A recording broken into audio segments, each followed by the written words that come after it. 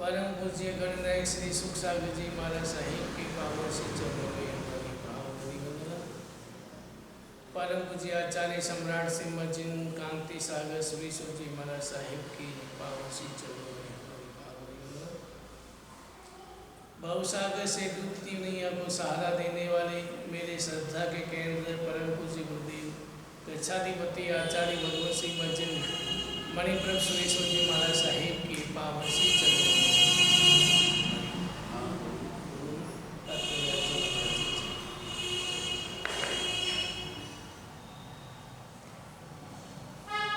एक छोटा सा धनका तो छोटे से कंधे के मन में भाव आए कि मुझे सागर तक पहुंचना है, सागर में मिलना है, सागर में डुबकी लगानी है। और वो पुरुषार्थ कर रहा है, थोड़ा आगे जाता है, हवा आती वापस पीछे आ जाता है, फिर थोड़ा और आगे बढ़ता है, फिर हवा आती पीछे आ जाता है। वो पुरुषार्थ कर रहा है लेकिन पहुंच नहीं पा रहा है। पुरुषार्थ करते करते 6 महीने 7 महीने 1 साल बीत गया, लेकिन वो तनख्वाह सागर तक पहुंच नहीं पाया।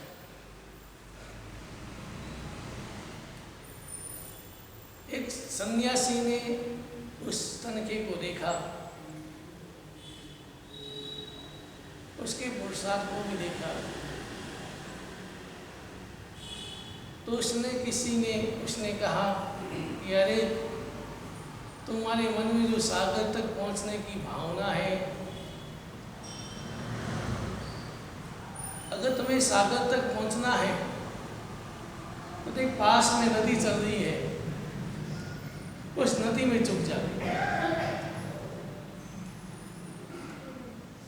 उस नदी में झुक जा तो फिर तुम सागर तक पहुंच जाओगे, क्योंकि नदी तो सागर तक पहुंचती है और सागर में समा जाती है। वो तनखा नदी में झुक गया और नदी में जो झुका कुछ ही घंटों के बाद वो सागर तक पहुंच गया, सागर में डुबकी लगा। वो तनखा और बनी हमें, नदी और बनी गुरु है और सागर और बनी परमात्मा है। जो व्यक्ति गुरु के सामने झुक जाता है वो सागर तक पहुंच जाता है। लेकिन मैं कभी सोचता हूँ कि आपके जीवन में गुरु की जरूरत क्यों? आप पैसे गुरु के बिना कमा सकते हैं, पैसे गुरु के बिना कमाते हैं, परिवार भी गुरु के बिना मिल सकता है, संसार के सारे सुख के साधन भी गुरु के बिना मिल सकते हैं, तो फिर गुरु की जरूरत क्यों?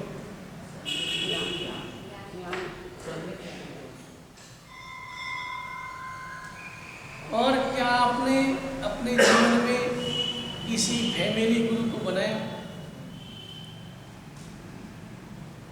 गुरु जब भी आएंगे व्यक्ति के रूप में आएंगे और हमें व्यक्तित्व प्रदान करेंगे।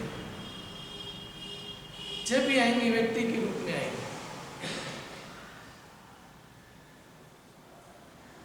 तो हमारे जीवन में गुरु की जरूरत क्यों है? हमें संपत्ति बहुत मिल गई, लेकिन गुरु के पास जाके कहेंगे गुरु महाराज अब मेरा लोक समाप्त करें,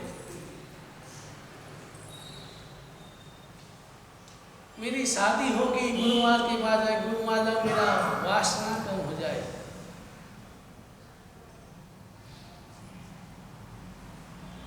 गुरु महाराज के पास जाए, गुरु महाराज मेरे भीतर में जो आकांक्षा है, इच्छा है, उस पर रोक लग जाए।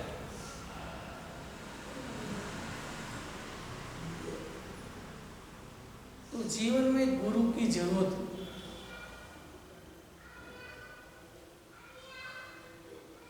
आपने कभी अपने जीवन में गुरु की कमी महसूस की?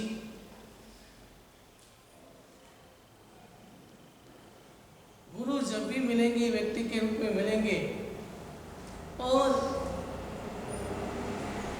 आपको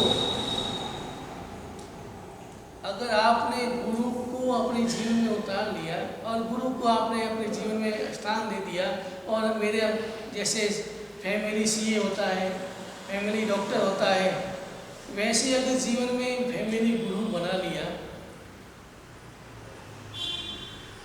डॉक्टर के पास आप अपना शरीर पूरा दे देते हैं कि भाई जो भी बीमारी है, आप ये मेरी बीमारी है, इसका इलाज करो।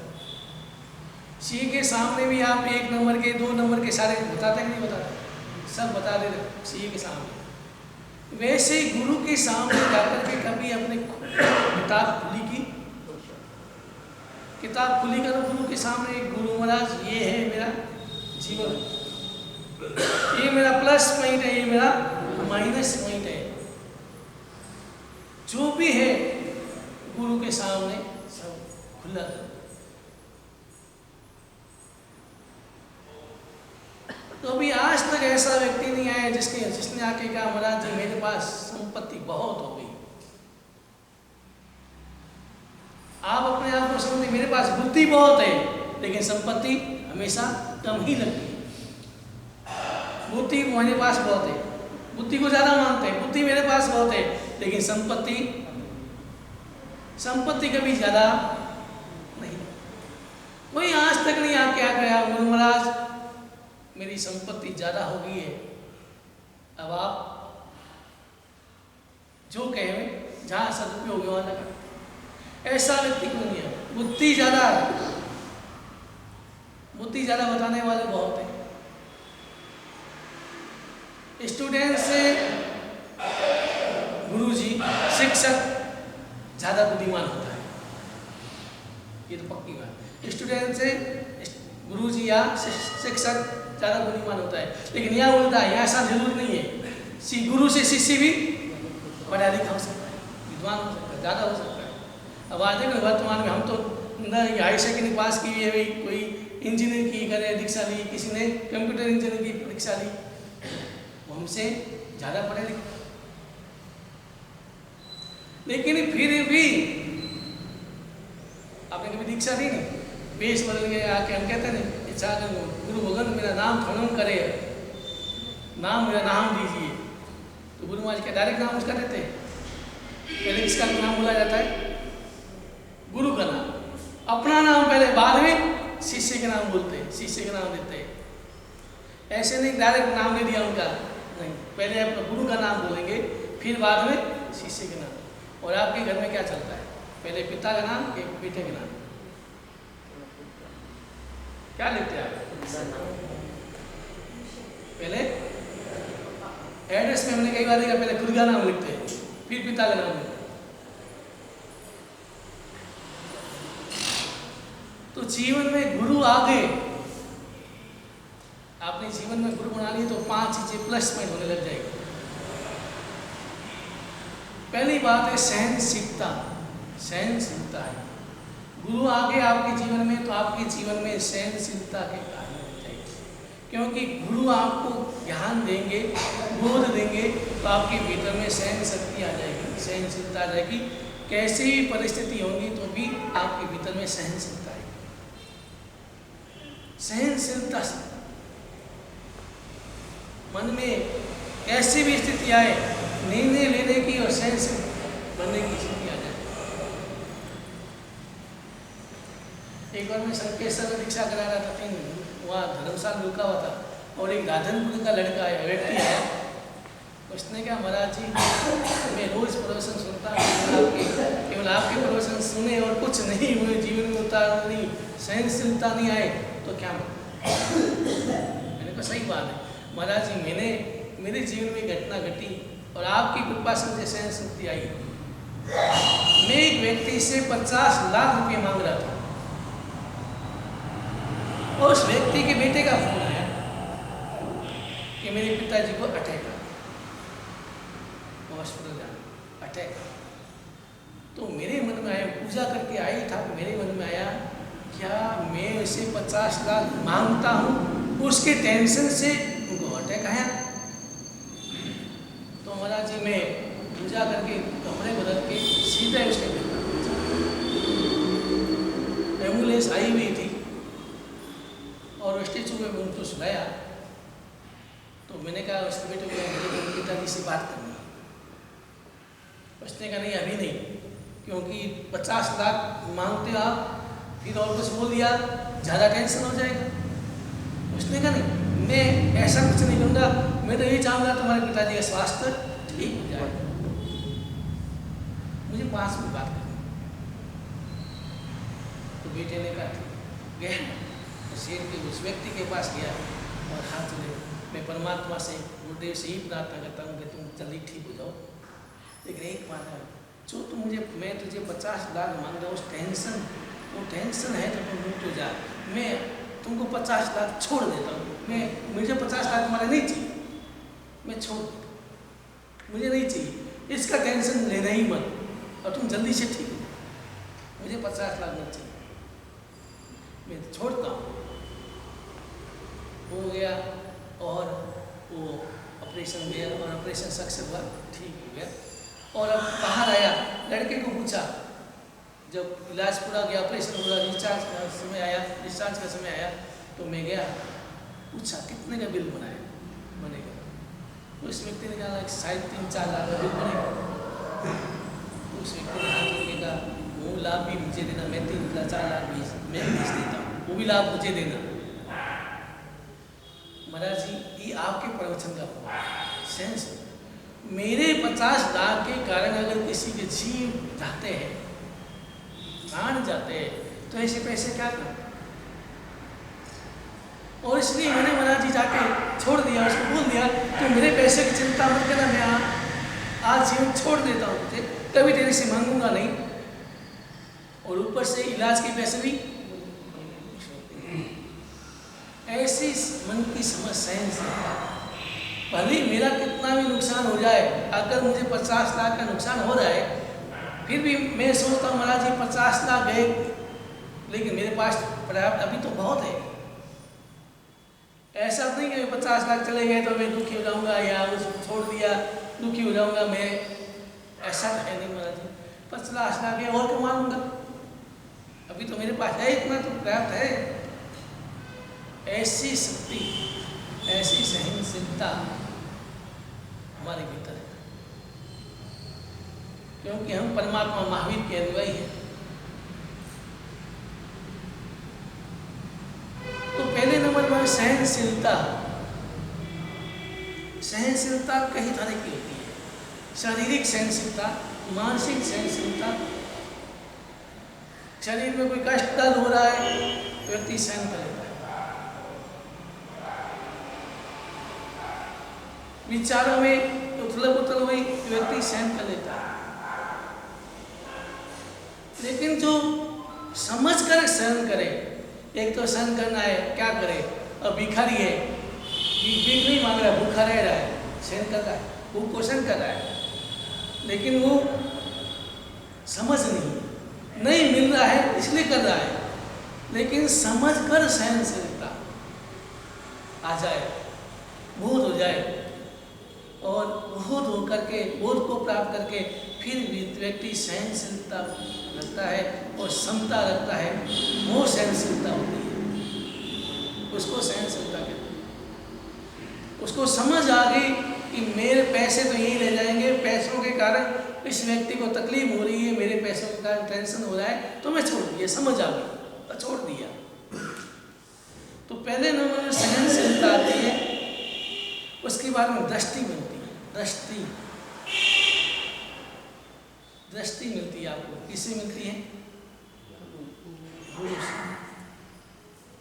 सही गलत निर्णय लेने की शक्ति, वो दृष्टि मिलती है। तो हमारे जीवन में अभी तक दृष्टि बदली या नहीं? मैं क्या देखता हूँ, मेरे दृष्टि में क्या बसा हुआ है, और मेरी दृष्टि में मैं किसे महत्व देता हूँ? मेरी दृष्टि में मैं अगर परिवार को, समाज को, संसार को महत्व देता हूँ, या मेरी दृष्टि में शरीर ही है, या मेरी दृष्टि में आत्मा भी है। अगर मेरी दृष्टि में केवल शरीर ही है, संसार ही है, वो दृष्टि नहीं होती है।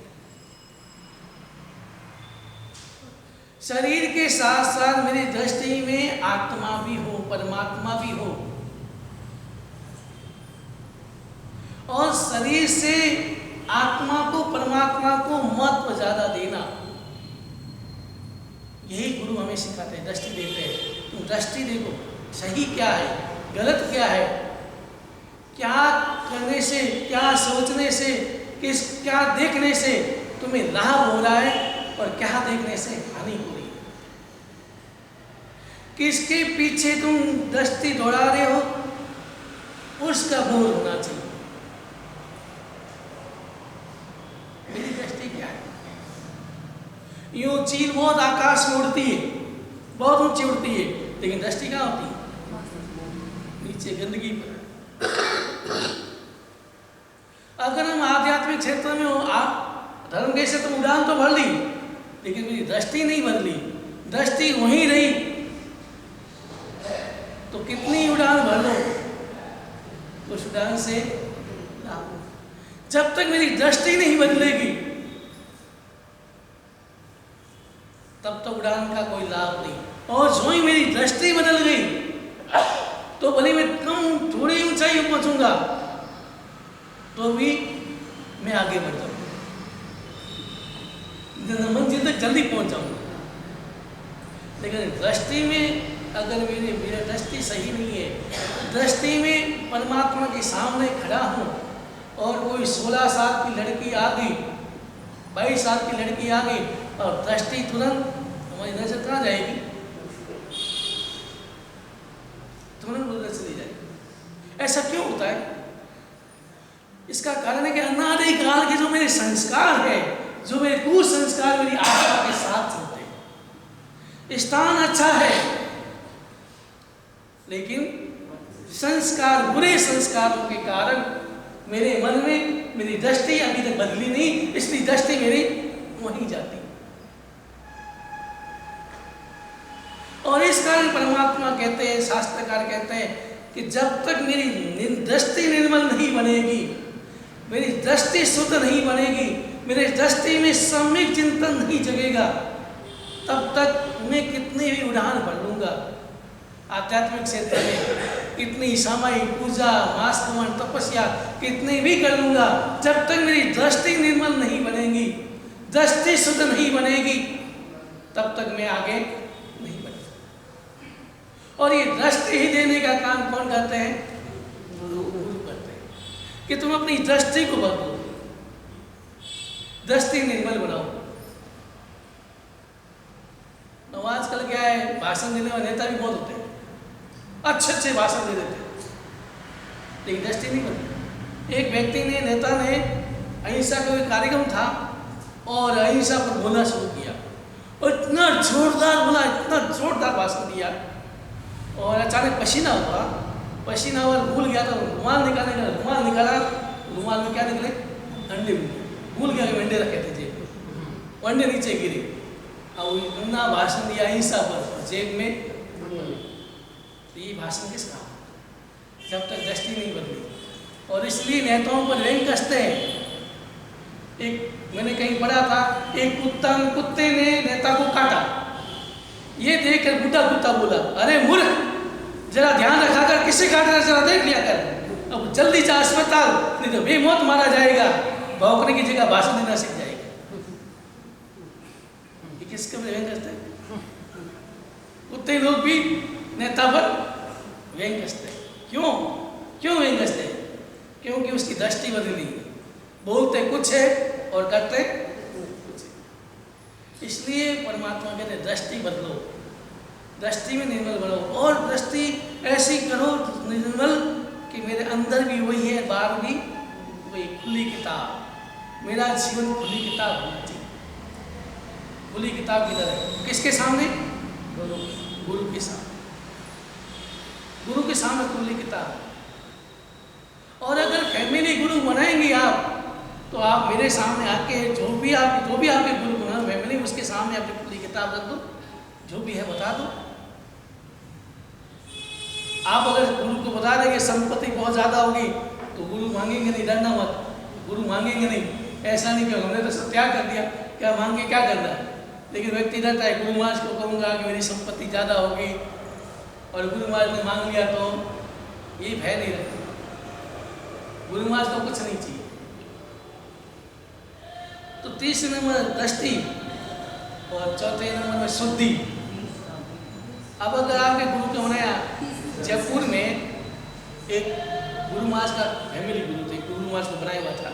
मतलब आजकल थाने के वासी चल गुरु धारणा करते हैं, वैसे ही गुरु धारणा क्यों करते हैं? क्योंकि मेरे जीवन में एक गुरु होता कि कभी भी मेरी परिस्थिति ऐसी हो या विचारों में या कहीं गलत हो जाए, परिवार में कुछ ऐसी घटना घट जाए तो मेरे गुरु महाराज समाधान देते। तो गुरु महाराज को बनाया हुआ था, उसका लड़का 22 साल का था। 2 साल से पिताजी समझा रहे हैं, वो लड़का एक लड़की के पीछे पड़ा हुआ है और उस लड़की का आचरण सही नहीं है, खान पान सही नहीं है, व्यवहार सही नहीं है और उसके पीछे वो पड़ा हुआ है। पिता ने 2 साल से समझाया, नहीं माना, समझा नहीं। तो पिता ने कहा चलो गुरु महाराज आए, गुरु महाराज के पास चलो। उसने कहा ठीक है, गुरु महाराज के चलो। और मन में सोच लिया गुरु महाराज जो सही कहेंगे मैं अपनी बात रखूंगा, पिताजी अपनी बात रखेंगे और गुरु महाराज जो निर्णय देंगे मैं स्वीकार करूंगा। वो आए गुरु महाराज के पास, लड़के ने अपनी बात बताई, मुझे वही अच्छी लगती है, मुझे वो उसके साथ ही करना है, ऐसा है वैसा है, वो अपनी बात। और पिता ने अपनी बात रखी, महाराज जी मेरी इज्जत का सवाल है। जयपुर के महानी सावक गुली चंदी टांग नाम सुना होता कभी? गुली चंदी टांग सबसे बड़े उन्होंने नाम नहीं थे, चोरी थे, आपने सुना ही होगा। उनका लड़का शादी करूंगा उसी करूंगा, उससे सिंधी थी, क्या थी? पिता ने बहुत समझाया, अपनी पगड़ी नहीं चलती, पुराने जमाने में पगड़ी का बहुत महत्व होता था। लड़के चरणों में रख दिले कि लड़का आखिर क्या करे। एक लड़का आया महाराज जी पिता के साथ, जब तक उस लड़की से शादी नहीं करूंगा तब तक मुझे चैन नहीं मिलेगी। शादी होगी, करनी पड़ी। 2 साल बाद वही लड़का करे जब तक इस लड़की से तलाक नहीं होगी तब तक मैं चैन से नहीं रहूंगा। 2 साल की चाल। गुरु महाराज ने सुनी बात और गुरु महाराज ने कहा मैं पास में बैठा, बेटा ये अपना रास्ता सही नहीं है, ये तुम्हारी सोच सही नहीं है, तुम्हें ऐसा नहीं करना चाहिए और तुम्हें उस लड़की को छोड़ देना चाहिए। ठीक गुरु, तो 1 सेकंड लगा, उसने स्वीकार किया, गुरु महाराज आशिक हो तो आज के दो बात कर। ऐसा क्यों हुआ? क्योंकि उन्होंने गुरु महाराज को फैमिली गुरु महाराज कहते थे, वो सारी बात बताते। तो लड़का भी मानता था, वो लड़का गुरु महाराज के एक निर्णय सुनाया तो उन्हें स्वीकार कर लिया। इसलिए अपने जीवन में एक फैमिली गुरु जरूर ना हो। हर डॉक्टर फैमिली होता है, सीए फैमिली होता है, वकील भी फैमिली होता है, तो एक इसी प्रकार एक अपना गुरु भी फैमिली बनाओ। इसका मतलब वो नहीं है कि उसको ही मानो, बाकी के मत मानो, बाकी गुरु साधुओं को मत मानो या बाकी गुरु मत मानो, ऐसा नहीं है। फैमिली गुरु का अभी बाकी डॉक्टर को डॉक्टर मानेंगे नहीं। मान लो आपका एक डॉक्टर फैमिली बनाया, इसका मतलब ये थोड़ी कि डॉक्टर नहीं है, ऐसा कहेंगे? सब डॉक्टर तो ही, वैसे गुरु सब है, लेकिन अपने जीवन की खुली किताब, अपने जीवन का सब कुछ जो भी लिखना वो एक गुरु के पास रखेंगे। गुरु आपके परिवार की स्थिति समझ लेंगे, स्थिति देख करके परिवार की स्थिति, परिवार के अलग अलग विचारधारा समझ लेंगे। उस विचार समझे होंगे तो निर्णय लेने में भी तकलीफ नहीं होगी, लोग मानने में जल्दी मान लेंगे, उस स्वीकार कर लेंगे। उस प्रकार का गुरु महाराज निर्णय देता। तो इसलिए अपने जीवन में गुरु बनाए। अब आए शुद्धि, शुद्धि करें। गुरु महाराज मैंने चश्मे के कांच साफ किए, गाड़ी के कांच साफ किए, साफ किए, कपड़े साफ किए, लेकिन गुरु महाराज अब मैं अपने मन को साफ करूं, मेरी मन की शुद्धि करनी होगी।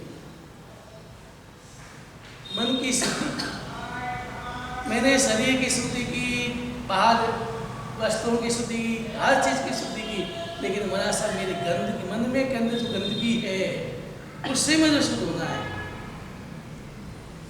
उसको शुद्ध करना है। ये कभी भाव आते हैं मेरी मन के अंदर इतनी गंदगी है, गट्टर भी उसके आगे समा जाता है, इतनी मेरे मन के अंदर गंदगी है। उस गंदगी को मुझे दूर करना है, गंदगी को साफ करना है। और गंदगी को कैसे साफ करें ये गुरु बताते हैं, आपको साधन देते हैं कि साधन से तुम अपनी गंदगी को साफ करो। कैसे साधन दिया? पहले नंबर क्या दिया आपको? शक्ति, सहन शक्ति। दूसरे नंबर में दृष्टि दी और तीसरे नंबर में शुद्धि दी। जब साधन दिए तुमको कि शक्ति रखो, सहन शक्ति रखो और दूसरे में दृष्टि निर्मल रखो, तो तुम्हारे मन अपना शुद्ध बन जाएगा, मन की गंदगी साफ होने लग जाएगी। कभी आपके मन में भाव आता है कि मेरे मन के अंदर कितनी गंदगी है, मुझे साफ करना है।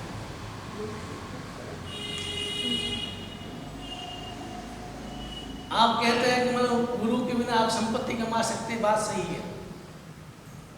फिर भी एक व्यक्ति मेरे पास आया है, एक लिफाफा निकला जेब से और कहा गुरु महाराज बांस क्यों डालो? मैंने उसके सिर पर डाली, महाराज जी इसके ऊपर ही डालो। मैंने सोचा इसके ऊपर क्या, घर ले डाले तो अंदर डाले, इसके ऊपर क्यों? महाराज जी आप तो डाल दो। मैंने क्यों, क्या है इसके अंदर? अरे महाराज जी आप ऐसा डालो, ऐसा मंत्र बोल के पद्मावती, भैरव जी, घंटा गरमावी जो भी है सबको याद करके, सबका मंत्र बोल करके इसके बांस के डालो। मैंने कहा है क्या, क्यों? अरे महाराज जी आपको समझ, आप डाल दो। नहीं ऐसा नहीं डालूंगा, मुझे बताओ क्या है।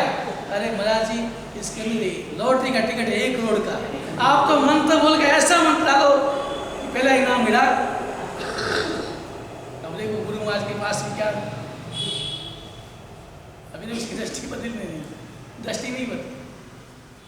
कभी गुरु महाराज के पास भी जाके ऐसी बातें, इसलिए मैं कहता हूँ हमेशा, गुरु महाराज भी कहते हैं गुरु को छोड़ के, बड़ों को छोड़ के, महाराज है तो फिर भी बड़ों के पास लोग बैठते हैं, गुरु महाराज के पास बैठते हैं, बात करते हैं, लेकिन छोटों के पास में ऐसी कोई बात मत करो जिसके कारण उनके मन में विकार आ जाए या उसके मन में वो गिरावट आ जाए।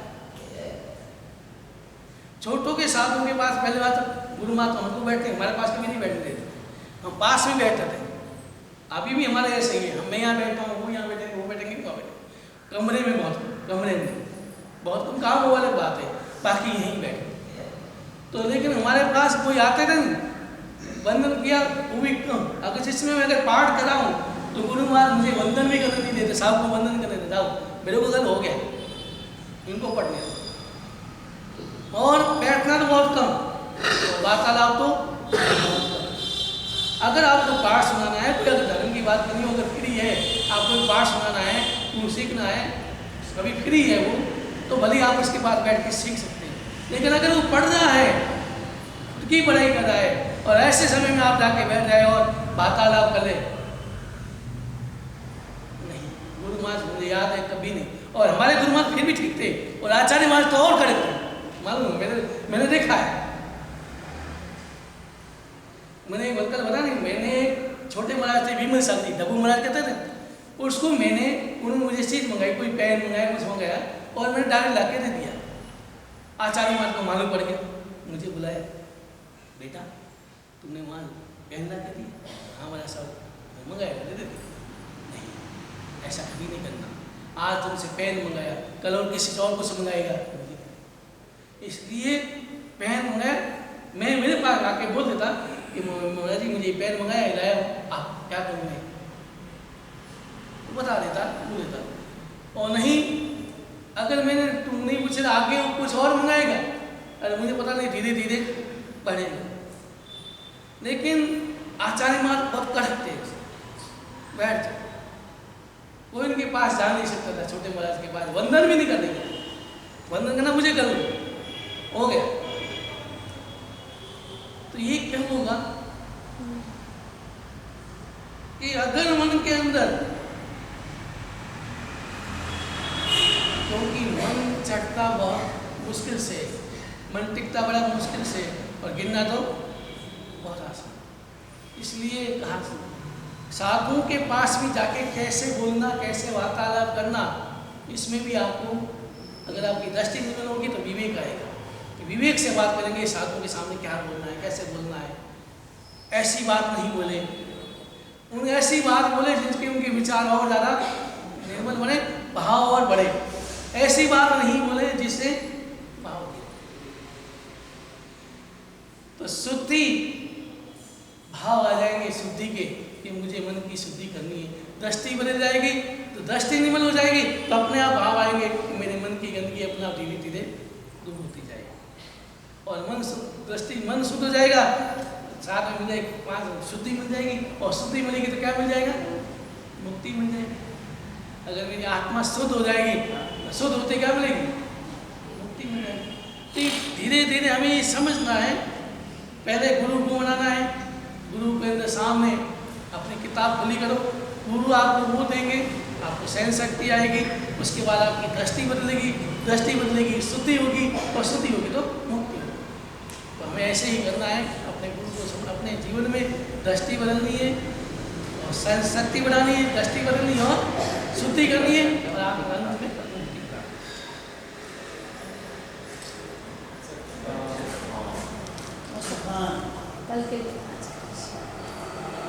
कल भाई 8वें परमात्मा उपासना भगवान का निर्माण कल्याणक है। तो जो तपस्या करे, जो कौन सा तप है? सौभाग्य तप करे। तो कल उनका वैसे व्यासना होता है, लेकिन सबने कहा कि परमात्मा का मोक्ष कल्याणक है, इसलिए हम व्यासना नहीं करके बेला करेंगे। पहले हमने सोचा एक आसना करा दे, लेकिन सभी ने कहा नहीं, हमको तो बेला ही करना है। तो तपस्वी बेला करेंगे। और कल उपासना भगवान का निर्माण कल्याणक है। प्रवचन के बाद सभी मिल करके परमात्मा को निर्माण का लड्डू चढ़ाएंगे और वहाँ चैत्य करेंगे। और कल परमात्मा का निर्माण कल्याणक है, तो तप ही करना है। जो तपस्या कर ही रहे, बाकी को भी तप करना है। निवी का सामूहिक निवी करनी है, खाटी निवी सामूहिक निवी करनी है। परमात्मा का निर्माण कल्याणक यहाँ उपासना भगवान मूल कल्याणक मूल नायक है, तो इसलिए ज़्यादा से ज़्यादा निवी हो। तो निवी के नाम किसी के पास लिखा दे ताकि व्यवस्था कर सके कितनी निवी हो। तो लल्लू के पास लिखा दे ज़्यादा से ज़्यादा निवी हो। हाँ, छाछ नहीं, खट्टी छूट हुई, खट्टी निवी में सब हो सकता है। तो छाछ मक्खन निकाल, और खाली बिके नहीं होगी, बाकी सब आराम से खा सकते, पेट भर सकता है। तो निवी ज़्यादा से ज़्यादा करनी है। कल पचखान अपने नाम लिखा देना,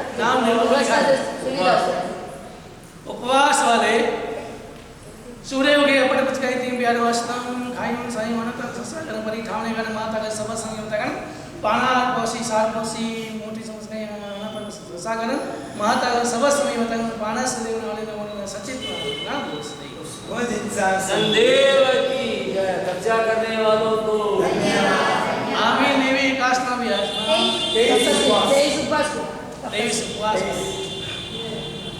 सूर्य के अपने पचकाई 3 प्यार अस्नम खाई साई मन तक ससागन परी ठावने गण माता का सब समय तगन पाना कोसी सार कोसी ससागन माता का सब समय तगन पाना से देने वाले ने सचित ना दोष।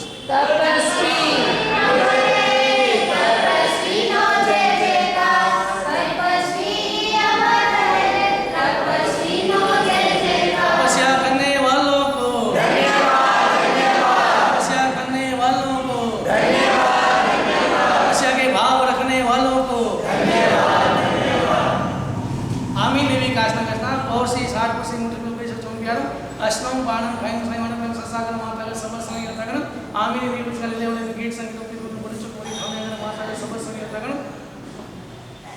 परी ठाणे गण माता का सब समय तगन पानस देव आमीन। नीवस का ले वाले गीत संगीत के बड़ी चोरी ठाणे गण माता का सब समय तगन कास्म ब्यास प्यारम अस्नम पानम खाई साई मन तक ससागन माता का सब समय तगन परी ठाणे गण माता का सब समय तगन दोष। सभी आराध्य देवों के चरणों में कोटि से कोटि वंदन। यहाँ उपस्थित सभी महात्माओं के चरणों में कोटि से वंदन, और सभी महात्माओं के तपस्या और स्वाध्याय की शिक्षण की तरफ से खूब शाखा पूछते हैं। और सभी तपस्वी मासिक शमन तप, सैनिक तप, सिद्धि तप और